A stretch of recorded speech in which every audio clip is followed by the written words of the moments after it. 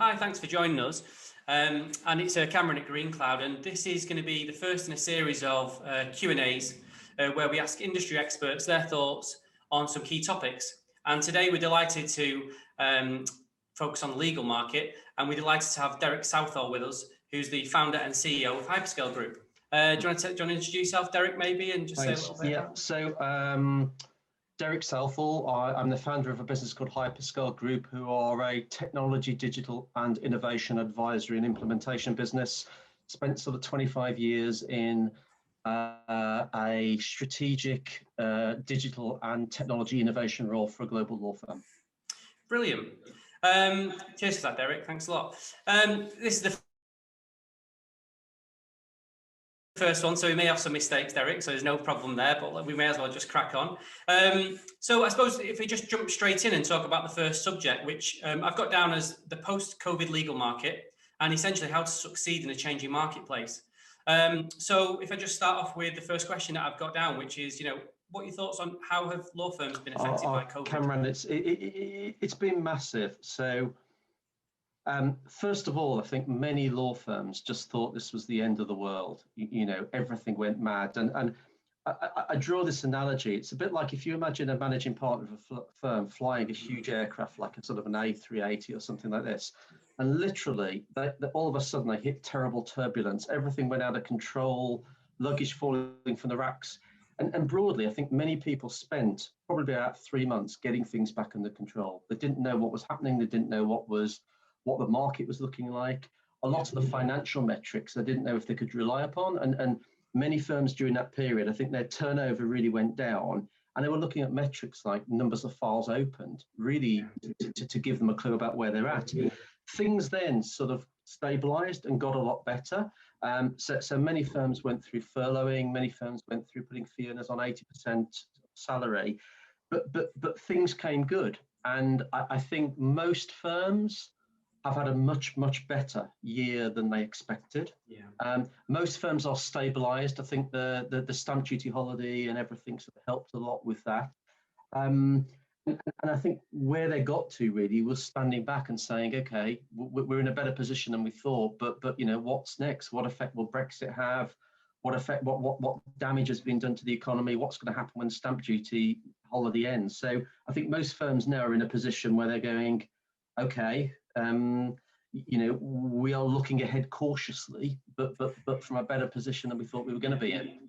Yeah, I think we saw that as well with a lot of different industries. I mean, legal as well. But I suppose one thing that we found was for those first 3 months, there was a lot of transition going on, a lot of people trying to make that transition to make sure that, well, I suppose it was one of the next questions really to see. I think that first 3 months was the key indicator to whether you was going to whether you was going to win over the next 12 months while COVID played out. Because the first 3 months of COVID, I think we all thought, no matter what industry we're in, this might blow over in the next 3 months. So I suppose one of the next questions that I've got really is, who do you think has been the winners and losers out of that?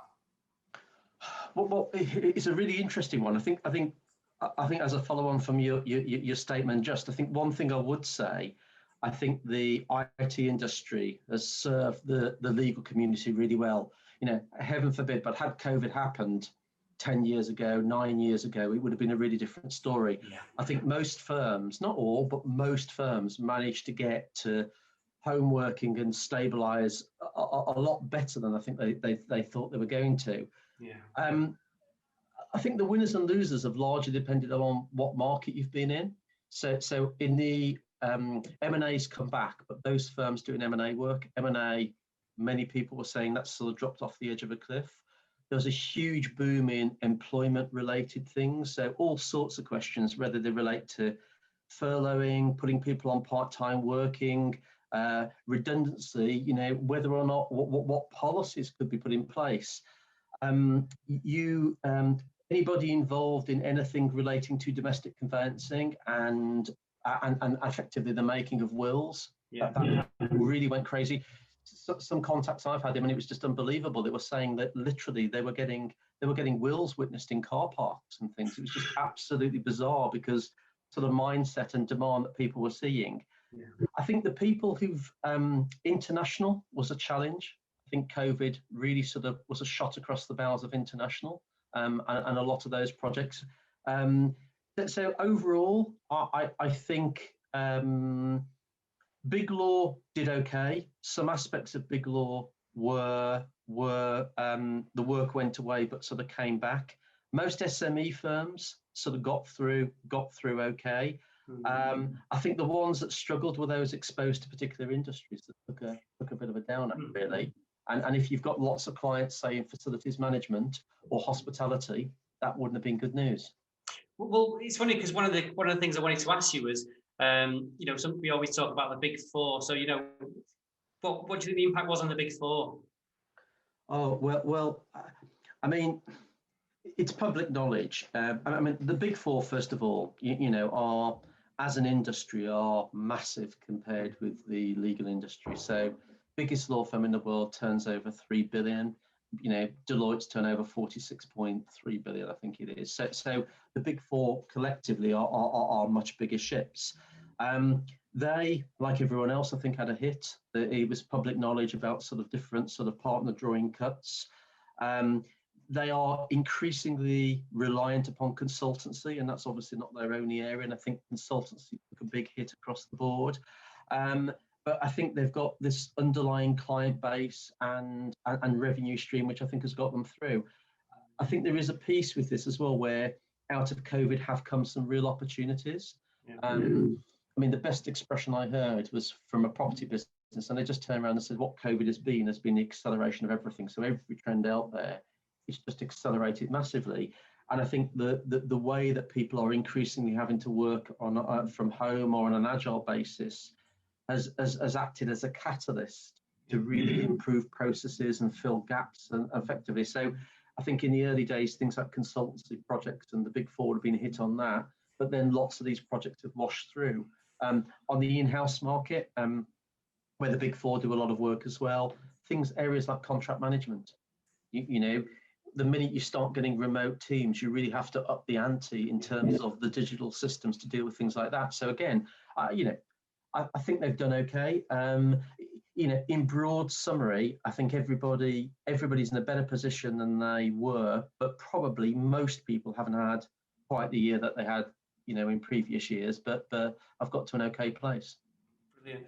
I think just from a personal point of view, I know that so many people last year, coming into the back end of last year, were saying, okay, let's get ready to get cracking for 2021. And obviously we found out, you know, this is halfway through the year last year, sort of June, July, when people thought that there was a light at the end of the tunnel. I think that a lot of us talking about the year, we all thought that 2021, we were going to hit the ground running, but, you know, COVID had otherwise, hopefully moving forward. But I suppose on that, just touching on that part there, you mentioned that there was, you know, the big impact and a big acceleration in certain aspects.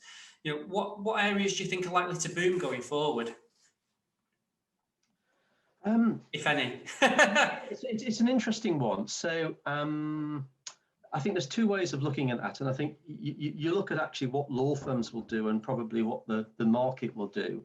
There's been some quite good research carried out about, there's a very good research agency called Acritas, and they've looked at the legal market and they've basically surveyed, say, 2,000 rainmakers. And the sort of things that they've said is, and none of this is really a surprise, but law firms themselves will be diminishing investment in real estate, and they will be increasing investment in areas like technology, like innovation, and actually areas like knowledge. I think what this has exposed from a law firm perspective is the fact that they're so reliant upon the conversations that happen in corridors, the tacit knowledge, rather than actually having organized systems. So I think there's many firms looking at that, and just to give you a few metrics on that, I was speaking to a high-end property consultancy yesterday who did phenomenal design projects within law firms. And in 2019, they were looking at a metric of 10 to 8, meaning that you effectively have 8 desks for 10 people. Where their thinking is at the minute, that's going to go to 10 to 5, but what that won't do, their point is that won't give rise to a 50% reduction in space, because actually you're going to need other collaborative areas to make that work. Yeah. So I think the law firms are very much looking at that at the moment. I think the in terms of areas that are going to boom, even though lots of the clever money is on, there's going to be a diminution in demand for commercial real estate. Lawyers don't need a market to be booming. They just need activity to make money. So actually, bizarrely, even people getting out of commercial property could give rise to a lot of work for lawyers. I think all my contacts are telling me that litigation's getting hotter. And that's typical recessionary behavior where people start sort of fighting for money, collecting money more. I think the whole world of employment and HR is going to be massively different. I mean, you really wouldn't want to be a HR director in the last year and beyond, because all of the issues you've had to deal with in COVID, and on top of that, you're going to have to deal with this workforce that is partially in the office, partially not in the office. Some of them could be dealt with abroad. You look at a large law firm. Let's imagine a large law firm has got 3 offices in the UK and 1 London office. The people in London historically would have been paid materially more because that would have been the market. Those people now could be anywhere, and actually people who are working in London offices could be working from their home that's in Warwick. So you've got I think you've got this sort of like hornet's nest of issues to sort of work through. And then the whole health and safety piece, as people go back to the office, well, is it responsible for an employer to expect people to use public transport to come back in? Would you be bold enough as a HR director to order your people to come back in? I don't think there's a HR director in the land that would feel comfortable, either morally or legally, in telling their people they've got to come back into the office. So I think, bearing in mind those issues wash through the entire market, I think HR lawyers are going to be pretty busy for the next 2 years. Yeah. No, so to be fair, just talking about that aspect of the offices and people, coming here, there, and everywhere, and having to work with a workforce that's all over the place is something that we see with it. Well, I think everybody sees it now within different industries. People are looking to work remotely, but also understand how they can keep the teams together as one unit, really, and get the best out of that. Which I suppose just brings me on to a subject that obviously we're an IT company or a technology company. I don't want to sort of go too much into that because we want this to speak to other people as well. But what are your thoughts on how law firms are operating from a technology perspective and how that's changing? I mean, I suppose we can answer that question quite quickly, I suppose. But I just wonder what your take is on that. I think there's 2 or 3 key points here, but I think point number 1, you hear all these expressions about law tech, and it's a market growing at 713% per year, etc., etc. I don't really think in a way there's such a thing as law tech. Okay, meaning that most of the technology that law firms use is technology. There's very little law in it. So they'll use a practice management system, they'll use a document and email management system, they'll use a CRM system. Yeah. Very little of that work goes under the skin of legal delivery. So legal is about the figures differ, but the latest figures you look at about something like it's an $839 billion market. When you consider most of the work is still done by humans, as in the legal delivery part hasn't been automated, with the exception of a few firms who've been good on case management. Most legal delivery isn't automated. So, we are an $839 billion undigitized market. So I think that's your starting point. I think there's work that could be done in that. I think the second bit is when you look at the model I've just talked about, which is sort of PMS, documents, email management, CRM, if you're lucky, a bit of case management or matter management. I started life in the law in the mid-90s. That model existed then. Okay, I've got documentation from when we implemented some stuff in the late 90s, which was another version of those systems. So given all of the change we're seeing in the market, all of the platforms emerging, the growth of different technologies, different client demands, fundamentally, the core systems, the genres of systems that law firms operate with has not changed a lot. And I think that's got to change. I just think there are when you look at what the growth of MS365 can do for this market, when you look at the no-code movement, when you look at the sheer pressure on law firms to automate and deliver more law per hour, I just think the next 5 years are going to be a fascinating time where really people do finesse their operating platforms and do something much, much, much better than they've currently got now. It's a great answer. I mean, I wanted to talk one last bit about technology, then we'll move on to some stuff, because I've got some things I want to ask you specifically about law firms. But this is just a general one, really, but I suppose to do with legal. But it's a question I'm going to ask everybody. But do you think we've seen the death of the office? Or do you think we're seeing, no, that's a wrong question. Not do you think we're seeing the death of the office? Do you think we're seeing, well, yeah, the death of the office as we know it, which is which is essentially 99% of staff having to go into the office on a Monday to Friday. Do you think we're seeing a death of that, or what would you think from the legal perspective? I think, Cameron, this goes back to this every trend that we've seen is going to be accelerated. So we saw a move towards sort of agile, paperless working effectively, and that's just been accelerated massively. I think you've got this situation. I mean, I've been looking at all the surveys and talking to people. We're going to see this position where people want different things. And I think you're going to have a workforce, and there might be, I don't know, 6 segments to that workforce about what people want. The rule of thumb is that people want to go back into the office for a couple of days a week. The problem is they all want to go back on a Tuesday and a Thursday, is what the research is showing, which is hard. You have got a much greater desire from younger people go into the office, and that's driven by 2 things. And the one being they want to learn from more senior people. They want the social side, and actually maybe their homes aren't as equipped. They might be in shared accommodation or whatever.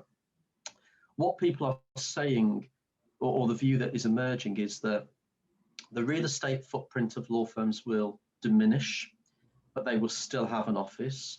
What you're going to start to see is the emergence of some satellite offices, smaller hubs. The nature of what the office is has really got to change, because it's got to become much more collaborative. People will, even if COVID disappears on whatever date we choose later in the year, people are still going to be nervous, and this is what we've gone through. The unthinkable has happened, so people will be, their views will be recalibrated. So the nature of how the space works, etc. The standard joke I come out with on this is almost that I've spent 30 years moving people out of cellular offices into open plan, and we now need the cellular offices back. Now, I don't think we do, but you're going to start to see trends like that. So I think the position is offices will reduce in size. People generally will be much more agile. It'll be much more flexible workforce. You're going to start to see these hubs, but the nature of what an office becomes and the technologies available in those offices to collaborate will vary. Yeah, I mean, at the end of the day, just looking at it from our side, we're a technology company that enable people to work from anywhere. Okay, so we provide a technology that enables people to do that. But one of the big things that we've seen, because we use the technology ourselves, is that we need human interaction. Even if we're providing, there's got to be a good balance, I think, is what I'm trying to say. Again, the technology we provide, people work from anywhere. Is that a good thing or a bad thing? That's still up for discussion. But one thing that's definitely come out with this is that we need human interaction. And me personally, it's great to speak to other people in the office and things like that. And just finishing on that point, we do need this human interaction. So I do think that a lot of people talk about hybrid working, and flexible working and what have you. And I think that is well, just pick up on it. There were a few people that we've spoken to that said, we want to be able to work from home. That's what we want to do. I can do the job. I can do my job that I do in the office at home. Some of them people are now saying, oh, I need to work in an office with other people. Now they've had that, yeah. They want that. So we do see that. And, the key takeaway that we found is that, there's got to be a happy medium for it, really. Humans, I think we're a social being. I think there's got to be a good balance, I think. Well, I think that's spot on. And what I think there's 2 or 3 things. I think the one being, having worked in sort of big law with lots of different lawyers and different people, and this is not a criticism, but often people don't know what they think. They say X, but then they try X for 2 weeks and realize that they want Y, and then they try that and realize they want Z. So that's going to be really difficult to manage, because I think you've got to try to engage, but sort of almost anticipate what people are going to want. I think you have got one bit that people have fed back that people have struggled with is 2 themes: innovation and supervision has been really hard, and some of those areas have been really difficult to manage. But I think there's a question really, which is, it might not be what's the death of the office, but what is the purpose of the office going forward? Because it comes down to it. So the purpose of our office, say, largely would have been to meet clients. Now, going forward, I don't think clients are going to be traveling to the same extent. So the purpose of our office becomes much more of a collaboration, innovation hub. And I think you're going to start to see thinking like that. I was chatting to some people yesterday who are firmly of a view that they don't think clients are going to be traveling much in the future. And they're working on that basis. They're not getting rid of their offices, but they're seeing the importance of it to people increasing and the importance to clients diminishing. Well, that was one of my next questions. Was, I think you just answered it there, but what will legal firms staff, but also clients want to change in the post, in the post COVID market? Wow, that's a really good question. I think for clients, I think there's going to be a fascinating point. Well, this is going to apply for clients and law firms about where they get talent from, because all of a sudden the talent landscape has massively increased. So let's imagine you're a fantastic firm in Manchester. Previously, you would have recruited your talent from Manchester, but now you could go and employ somebody who lives in Norway, the Philippines, London, Brighton. It almost doesn't matter. And the same applies for clients. So I think that's going to be an interesting dynamic. The second dynamic will be rates, because typically London firms, because of IR overhead and the market rates, they've charged more.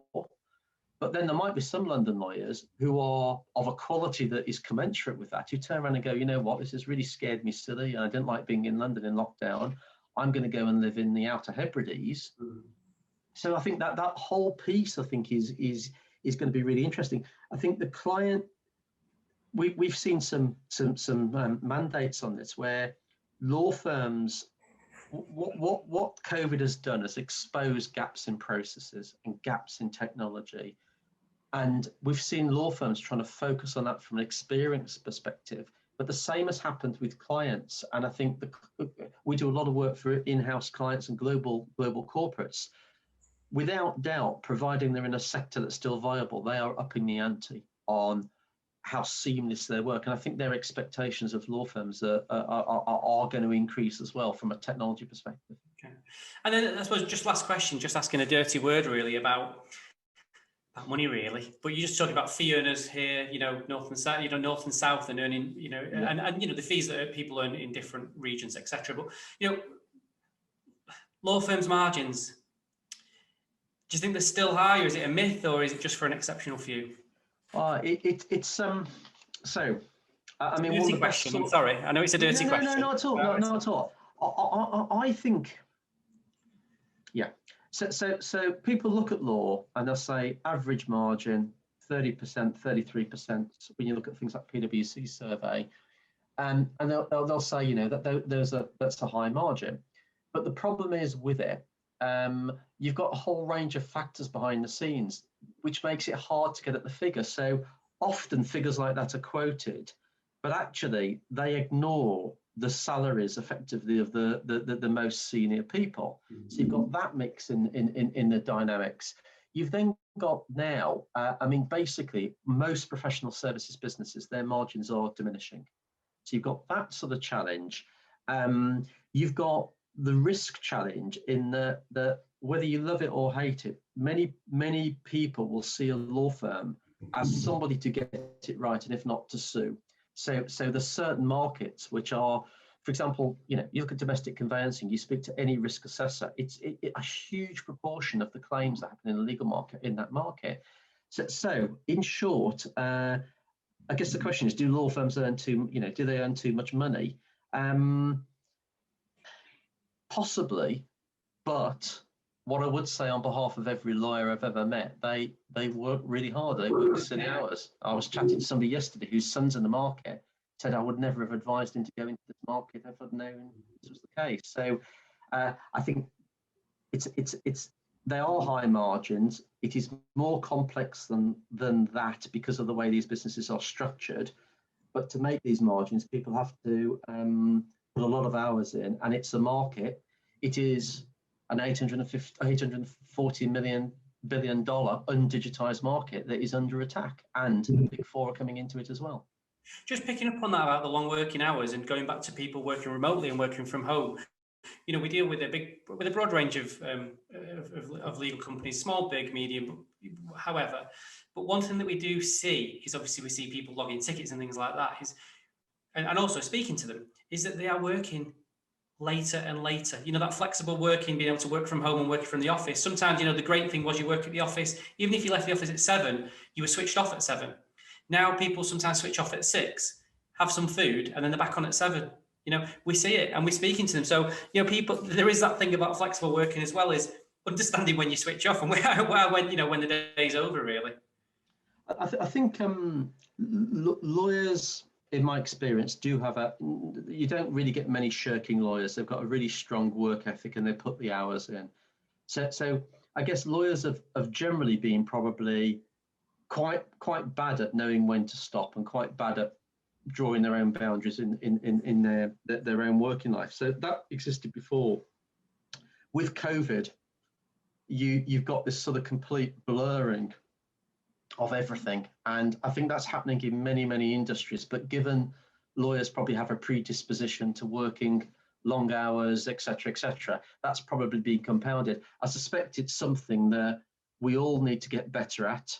And I think there is another point as well, which is about respecting other people's, and this could apply for a client in a law firm or within a law firm, respecting other people's sensible working hours. There was a pal of mine who very senior position in a legal department of a bank, and they had a rule which was basically you didn't send an email internally to each other after 5 o'clock unless it was something that had to be dealt with come up. And the reason being, what they were finding was that the working hours blended, and that was a sensible thing. He said it was completely horrible at 8:30 because you had about like 15 emails coming at the same time, but it was a really good model to try to get some proportionality in how people handle themselves. Oh, Derek, well, it's been fascinating to get your take on all this, and I just want to say thanks very much for your time. You know, I do appreciate it. I think it's really been really fascinating and a great insight into something that we're all learning about. But I just want to say thanks very much, Derek, for your time. Pleasure. Thank you. No problem.